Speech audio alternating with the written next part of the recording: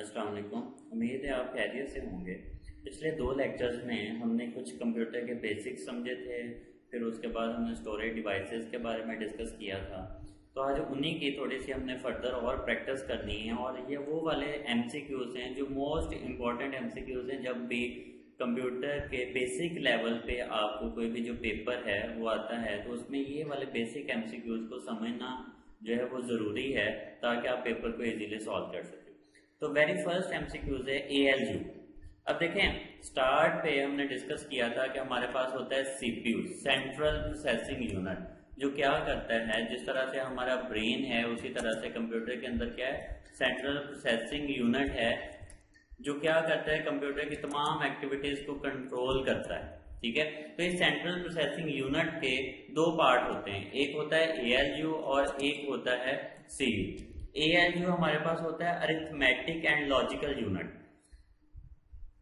अब जैसा कि नाम से पता चल रहा है, अरिथमेटिक एंड लॉजिकल यूनिट के जितने भी कंप्यूटर ने plus minus multiplication derivation integration सारे प्रोसीजर जो है ऑपरेशन परफॉर्म करने हैं, अरिथमेटिक और लॉजिकल। लॉजिकल का मतलब है कंपैरिजन। जैसे कि देखें, 2 स्टूडेंट्स हैं, 2 स्टूडेंट्स में हाइट किसकी ज्यादा है ये आपने कंपेयर करना है, तो हमारे ब्रेन का जो लॉजिकल पार्ट है वो काम करता है।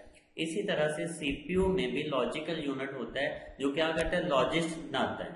ठीक है, कंपैरिजन करता है। और सेकंड पार्ट होता है कंट्रोल यूनिट। नाम से पता चल रहा है, जो कंप्यूटर की तमाम एक्टिविटीज को कंट्रोल करता है, सुपरवाइजर होता है। तो बात हम ये कर रहे हैं, ALU is the place where the actual execution of instruction take place during the processing operation. अब कोई भी ऑपरेशन हो रहा होता है, उसकी प्रोसेसिंग के दौरान कौन सा यूनिट काम कर रहा होता है, ALU। तो ये बात ट्रू है या फॉल्स? ऑब्वियसली ये बात क्या है, ट्रू है। इस तरह IEEE स्टैंड फॉर, IEEE एक ऑर्गेनाइजेशन का नाम है जो क्या करती है, कंप्यूटर के स्टैंडर्ड्स बनाती है। अब स्टैंडर्ड्स का क्या मतलब है कि अगर हम बाजार से एक USB एक डेटा केबल लेने जाते हैं, अब वो डेटा केबल अगर हम किसी और कंट्री से जाके भी लेंगे तो वो सेम होगी। ठीक है, मतलब उसकी जो दोनों पिन्स हैं वो क्या होंगी, सेम। तो अब ये क्या है, ये एक स्टैंडर्ड है कि दुनिया के किसी भी कंट्री के अंदर आप चले जाएं, उधर आपको इसका जो साइज है वो क्या मिलेगा, सेम मिलेगा। तो IEEE एक ऑर्गेनाइजेशन है जो कंप्यूटर स्टैंडर्ड्स बनाती है। IEEE स्टैंड्स फॉर, तो ये हमारे पास है Institute of Electrical and Electronics Engineers. ठीक है, 4th वन। नेक्स्ट है ALU gives the output of the operation and output is stored in the. अब देखें, आउटपुट हमें देता है अरिथमेटिक एंड लॉजिकल यूनिट, और ये किसके अंदर होता है, CPU के अंदर, सेंट्रल प्रोसेसिंग यूनिट के अंदर।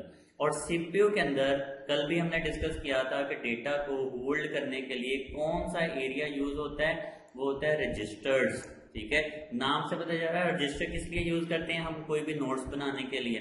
इसी तरह से CPU रजिस्टर्स को यूज करता है डेटा को स्टोर करने के लिए। नेक्स्ट वन है the process of division on memory. अब मेमोरी का क्या मतलब है, मेमोरी स्पेसेस इज कॉल्ड, मतलब जिधर कंप्यूटर डेटा को स्टोर करता है उसकी डिवीजन को हम क्या बोलते हैं, उसकी डिवीजन को हम बोलते होते हैं सेगमेंटेशन।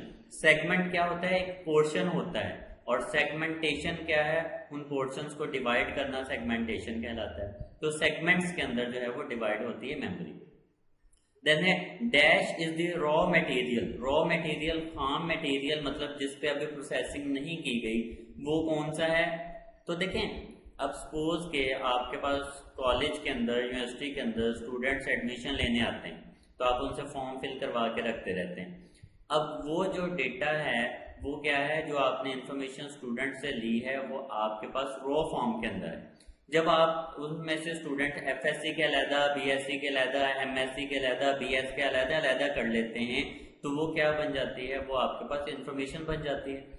तो रॉ मटेरियल क्या होता है, डेटा होता है। Data is the raw material used as input and dash is the process, और instructions is the process data obtained as output. और क्या होता है, एक तो हम डेटा देते हैं और साथ में इंस्ट्रक्शंस। देखें, कंप्यूटर ने 2 नंबर्स को ऐड करना है, तो 2 + 2। अब 2 + 2 में 2 और 2 दोनों क्या है, डेटा है, जबकि प्लस क्या है, ये इंस्ट्रक्शन है कि आप क्या करो, इसको ऐड करो। तो data and instructions. Next one है which of the following is not characteristic of computer. अब IQ इंटेलिजेंस जो है ये कंप्यूटर की कैरेक्टरिस्टिक नहीं है, क्योंकि कंप्यूटर को हम जो काम करने को कहते हैं कंप्यूटर वही करता है, उससे ज्यादा और उससे कम नहीं करता। कंप्यूटर खुद से सोच नहीं सकता, इसलिए ये कंप्यूटर की कैरेक्टरिस्टिक नहीं है। Fill the blank in the diagram. Arithmetic and logical unit plus dash unit is known as central processing unit. अब अरिथमेटिक एंड लॉजिकल यूनिट होता है और दूसरा यूनिट कौन सा होता है? Control unit. अभी हमने ऊपर डिस्कस किया।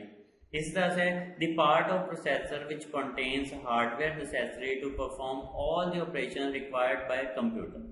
पार्ट ऑफ प्रोसेसर, ऐसा कौन सा प्रोसेसर का पार्ट है जो क्या करता है?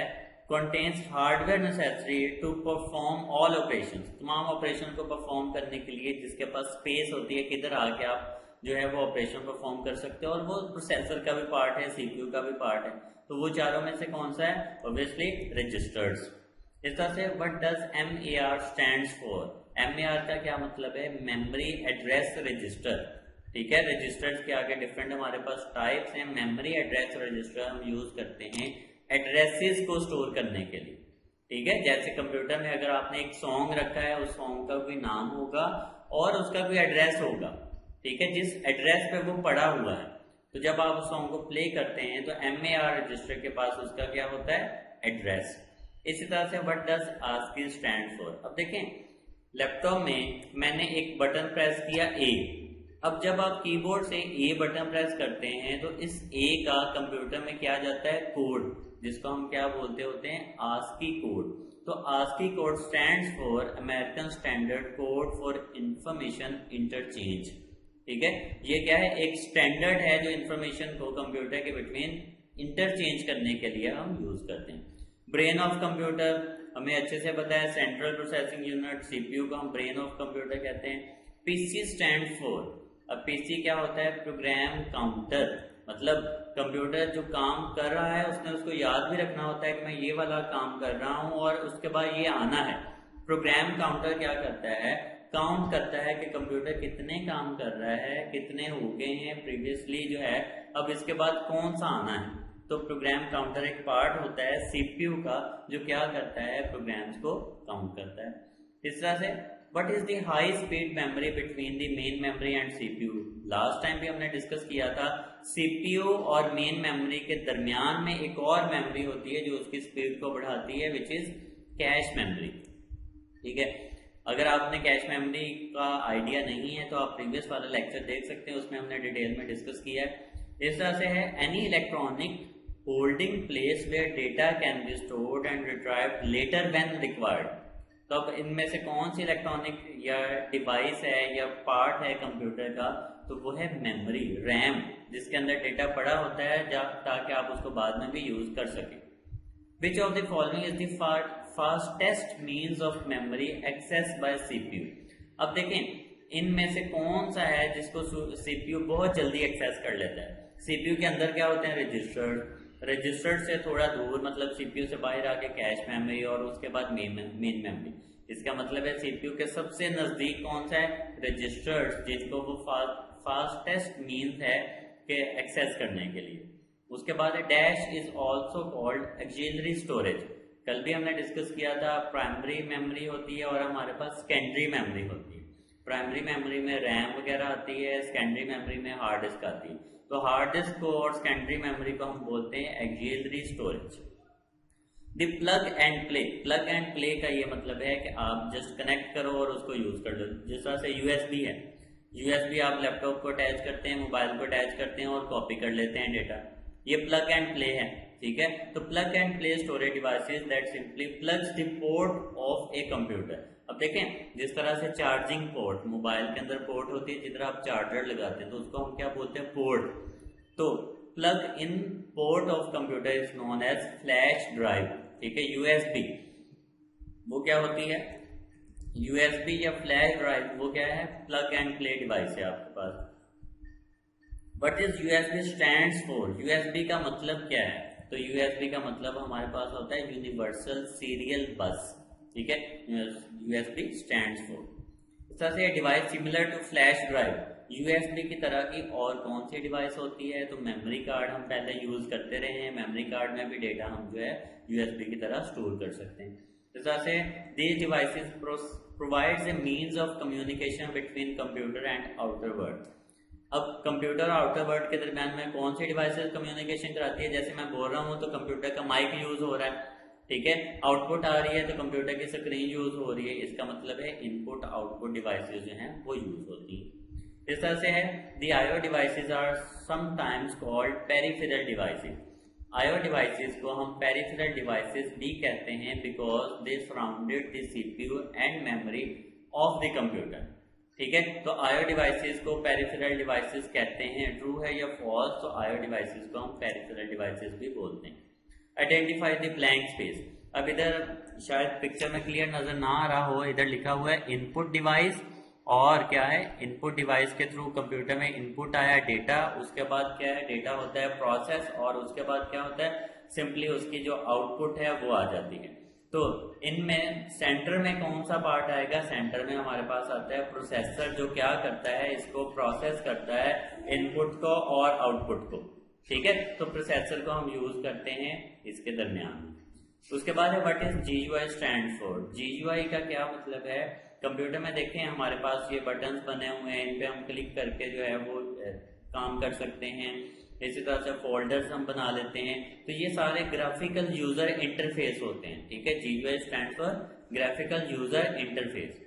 उसके बाद है a device use for video games, flight simulator, training simulator, मतलब ऐसी कौन सी डिवाइस यूज करते हैं हम वीडियो गेम्स और फ्लाइट सिमुलेटर्स वगैरह को जो है वो कंट्रोल करने के लिए, तो वो हमारे पास होती है जॉयस्टिक, ठीक है। जॉयस्टिक को हम यूज करते हैं गेम्स वगैरह खेलने के लिए। तो ये कुछ एमसीक्यूज थे जो मोस्ट इंपॉर्टेंट थे। अगेन यही इंस्ट्रक्शंस हैं कि आपने इन एमसीक्यूज को अच्छे से समझ के तैयार करना है, समझ के तैयार करेंगे, स्टेटमेंट चेंज होकर भी आ जाएगी तो कोई भी प्रॉब्लम नहीं होगी। तो इस लेक्चर के लिए इतना ही, अल्लाह हाफिज।